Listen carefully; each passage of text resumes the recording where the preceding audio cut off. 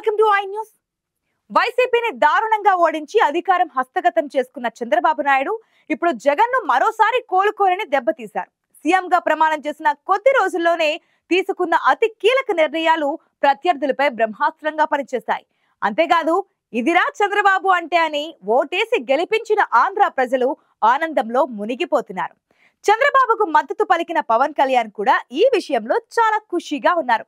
ముఖ్యంగా చంద్రబాబు 4 అంశాల్లో చేసిన పనులు ఆయనలోని పరిపక్వతను, అనుభవశీలిని బయటపెట్టాయి. ఇందుకు చంద్రబాబు తీసుకున్న ఆ మైండ్ బ్లోయింగ్ నిర్ణయాలేంటి? జనం ఎందుకు అంతలా ఖుషి చేసుకుంటున్నారు? Let's watch the story. 4వసారి ముఖ్యమంత్రిగా బాధ్యతలు తీసుకున్న చంద్రబాబు నాయుడు ఒకే దెబ్బకు 2 పెట్టెలు అన్న చందంగా మాస్టర్ స్ట్రోక్ ఇచ్చారు. ఇటు రాజకీయ ప్రత్యర్థులు కోలుకోకుండా చేయడంతో పాటు ప్రజల హృదయాల్లో చిరస్థాయిగా నిలిచిపోయే నిర్ణయాలు తీసుకుని ఔరా అనిపించారు. చంద్రబాబు సత్వర నిర్ణయాలు తీసుకుని అమలు చేసిన ఆ 4 పనులు ఏమిటి? వాటి పట్ల జనం ఎందుకు అంతలా సంతోషంగా ఉన్నారు? జగన్ ను అవి ఎందుకు ఇరకాటంలో పెట్టాయి అనేది ఆసక్తికరమైన అంశం. సంక్షేమ సామ్రాట్ జగన్ కాదని తేల్చేశారు. వివిధ సంక్షేమ పథకాల కింద ప్రజలకు కోట్లాది రూపాయల సాయం అందించామని మాజీ సీఎం జగన్ పదే పదే చెప్పుకునేవారు. దేశంలోనే ఏపీలో అమలు చేసినన్ని సంక్షేమ కార్యక్రమాలు ఎవరూ అమలు చేయలేదని కూడా ప్రకటించుకున్నారు. సంక్షేమ పథకాలే తమను ఎన్నికల్లో గట్టెక్కిస్తాయని గట్టిగా నమ్మారు. చంద్రబాబు సంక్షేమ పథకాలకు వ్యతిరేకి అని ప్రచారం చేశారు. సంక్షేమ సామ్రాట్ నేనే అని జగన్ ప్రచారం చేసుకున్నారు. కానీ చంద్రబాబు తీసుకున్న ఒకే ఒక్క నిర్ణయం ఇప్పుడు జగన్ ను వెనక్కు నెట్టేసింది. చంద్రబాబు ముఖ్యమంత్రిగా బాధ్యతలు తీసుకున్న వెంటనే ఎన్టీఆర్ పెన్షన్ ను 3,000 నుంచి 4,000కు పెంచి నిర్ణయం తీసుకున్నారు. జూలై 1 నుంచి అమలు చేస్తున్నారు. అంతేకాదు అంతకు ముందు 3 నెలల నుంచి 4,000 పెన్షన్ అందించాలని నిర్ణయించుకున్నారు. గతంలో ఏ ప్రభుత్వమైనా సరే అధికారంలోకి వచ్చిన తర్వాత కొంత సమయం తీసుకుని పథకాలను అమలు చేస్తుంది. తెలంగాణలో కూడా పెన్షన్లు పెంచుతామని చెప్పినప్పటికీ మొదటి 6 నెలలు పెంచలేదు. కానీ చంద్రబాబు తాను అధికారంలోకి వచ్చిన నాటి నుంచే కాక అంతకు ముందు కాలానికి కూడా పెంచిన పెన్షన్లు అందించడం ప్రజల ఆనందానికి కారణమవుతుంది. చంద్రబాబును ఎప్పుడూ టార్గెట్ చేసే తెలంగాణలోని బీఆర్ఎస్ కూడా పెన్షన్ల విషయం ఆయన్ను మెచ్చుకుంటుంది. చంద్రబాబును ఆదర్శంగా తీసుకోవాలని బీఆర్ఎస్ కు చెందిన మాజీ మంత్రి హరీష్ రావు అక్కడి సీఎం రేవంత్ రెడ్డికి చెప్పారు. ముఖ్యమంత్రి గారు అక్కడ ఇచ్చిన మాట ప్రకారంగా పెన్షన్ 4,000 రూపాయలకు పెంచారు. 4,000 రూపాయలకు మొదటి సంతకం చేశారు. మొదటి సంతకం చేస్తేనన్నారు, మాట ప్రకారంగా చేశారు. మరి మీ మొదటి సంతకం ఏమైంది? జూలై 1 నాటే రాష్ట్రంలోని 65,31,000 కుటుంబాలకు 7,000 చొప్పున మొత్తం 4,408 కోట్ల పంపిణీ జరుగుతుంది. దీంతో ప్రతి పేదింటి ఇంట్లో 1,000 రూపాయలు కనిపిస్తాయి. దేశంలో మరే రాష్ట్రంలో కూడా నేటి వరకు 4,000 పెన్షన్ అందడం లేదు. ఆ ఘనత ఆంధ్రప్రదేశ్ లో రాష్ట్రం మాత్రమే సాధించింది. చంద్రబాబు వస్తే సంక్షేమ పథకాలకు ఎత్తివేస్తారని ప్రచారం చేశారు. కానీ పెన్షన్లు వెంటనే అందించి అసలు సిసలు ప్రజా సంక్షేమం తన వల్లే సాధ్యమని చంద్రబాబు నిరూపించారు. 200 రూపాయలున్న పెన్షన్ ను చంద్రబాబు 2014లో విభజిత ఏపీకి ముఖ్యమంత్రిగా ఉన్నప్పుడు 1,000 రూపాయలకు పెంచారు. తర్వాత చంద్రబాబే 2018లో 1,000 రూపాయల పెన్షన్ ను 2,000 రూపాయలకు పెంచారు. చంద్రబాబు తన పదవీ కాలంలో 200 పెన్షన్ ను 10 పెంచి 2,000 చేస్తే జగన్ తన పదవీ కాలంలో 2,000 పెన్షన్ ను 3,000కు చేశారు. చంద్రబాబు ఒకే స్ట్రోక్ లో 4,000 పెన్షన్ ఇస్తున్నారు. దీంతో ఇప్పుడు 200 పెన్షన్ ను 4,000కు తీసుకుపోయిన క్రెడిట్ చంద్రబాబుకే దక్కింది. ప్రతి సంవత్సరం 34,000 కోట్ల రూపాయలు ఖర్చు అవుతున్నా వెనుకాడకుండా ప్రతి ఇంటికి 4,000 అందించడం గొప్ప నిర్ణయంగా మారిపోయింది. విశాఖ స్టీల్ ప్రైవేటీకరణ ఆగింది. దేశంలోని ప్రభుత్వ రంగ సంస్థల్లో పెట్టుబడులను ఉపసంహరించుకునే కార్యక్రమాన్ని వేగంగా అమలు చేసిన మోడీ ప్రభుత్వం విశాఖ స్టీల్ ను ప్రైవేటు పరం చేయాలని ప్రతిపాదించింది. దీనికోసం శరవేగంగా అడుగులు పట్టాయి.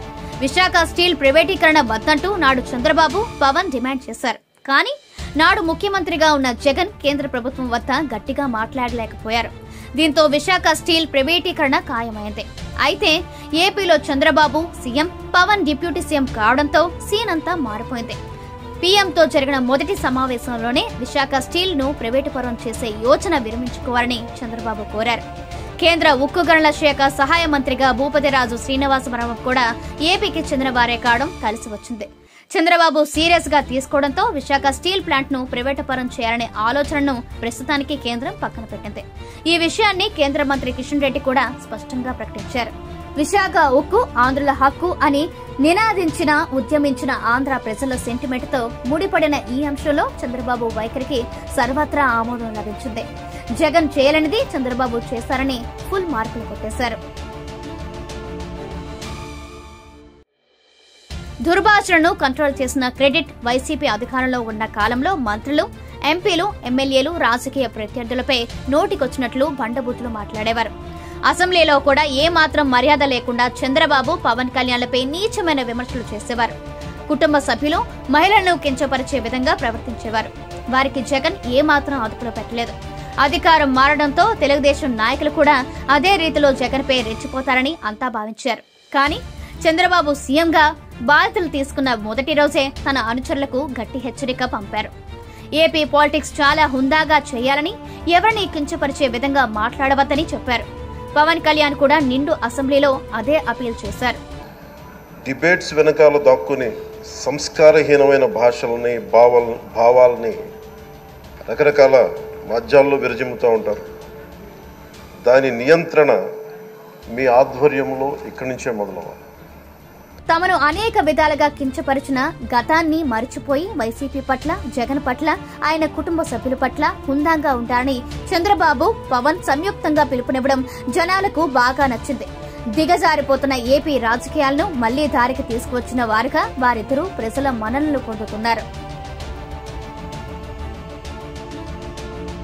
పవన్, జగన్ పట్ల ప్రదర్శించిన వైఖరి రాజకీయ ప్రత్యర్థుల్లో ఎలా ఉండాలి, రాజకీయ మిత్రులతో ఎలా ఉండాలి అనే విషయాన్ని చంద్రబాబు కేవలం 15 రోజుల్లోనే చేసి చూపించారు. ఎన్నికల్లో ఎన్డీఏ కూటమి విజయానికి విశేష కృషి చేసిన పవన్ కళ్యాణ్ కు పట్ల చంద్రబాబు ఎంతో కృతజ్ఞత చూపించారు. విజయం సాధించిన వెంటనే జనసేన కార్యాలయానికి వెళ్లి మరీ పవన్ కు థాంక్స్ చెప్పారు. ప్రమాణ స్వీకారం రోజున వేదిక మీదనే పవన్ కాళ్లకు మొక్కి లోకేష్ విధేయతను చాటుకున్నారు. పవన్ ను డిప్యూటీ సీఎం చేయడంతో పాటు సీఎంతో సమాన ప్రోటోకాల్ ఇవ్వడం జనసేన కార్యకర్తలకు ఎంతో నచ్చింది. ప్రజలను కూడా చంద్రబాబు వైఖరి ఎన్నేళ్లో మెచ్చుకున్నారు. ఇక తన రాజకీయ ప్రత్యర్థి అయిన మాజీ సీఎం జగన్ విషయంలో కూడా చంద్రబాబు ప్రదర్శించిన పెద్దరికం చర్చనీయాంశమైతే అసెంబ్లీలో ప్రతిపక్ష హోదా లేకపోయినా సరే జగన్ ను ఎంతో గౌరవించారు. ప్రభుత్వ కాన్వే కంటిన్యూ చేశారు. అసెంబ్లీ లోపటి దాకా రానిచ్చారు. కేవలం ఎమ్మెల్యేగా కాకుండా ప్రతిపక్ష నాయకుడికి ఇవ్వాల్సిన గౌరవం ఇచ్చారు. ఇవన్నీ చంద్రబాబు ఔదార్యంగా ప్రజలు భావిస్తున్నారు. అటు ప్రత్యర్థులతోనూ ఇటు మిత్రులతోనూ ఎలా మెలగాలి అనే విషయం చంద్రబాబును చూసి నేర్చుకోవాలని ప్రజలు మాట్లాడుకుంటున్నారు. జనసేన, బీజేపీలతో కలిసి పోటీ చేసినప్పటికీ వారిద్దరి సహకారం లేకుండానే చంద్రబాబు తెలుగుదేశం ఎమ్మెల్యేతో ప్రభుత్వం ఏర్పాటు చేయవచ్చు. కానీ ఇది తెలుగుదేశం ప్రభుత్వం మాత్రమే అని విధంగా చంద్రబాబు ప్రవర్తించలేదు. పవన్ కళ్యాణ్ కు ఎనలేని ప్రాధాన్యం ఇచ్చారు. ఇది జనసేన కార్యకర్తలను ఫుల్ ఖుషి చేసింది. మొత్తంగా చంద్రబాబు తన అనుభవాన్నంతా రంగరించి తీసుకున్న నిర్ణయాలు ప్రజల మెప్పు పొందాయి.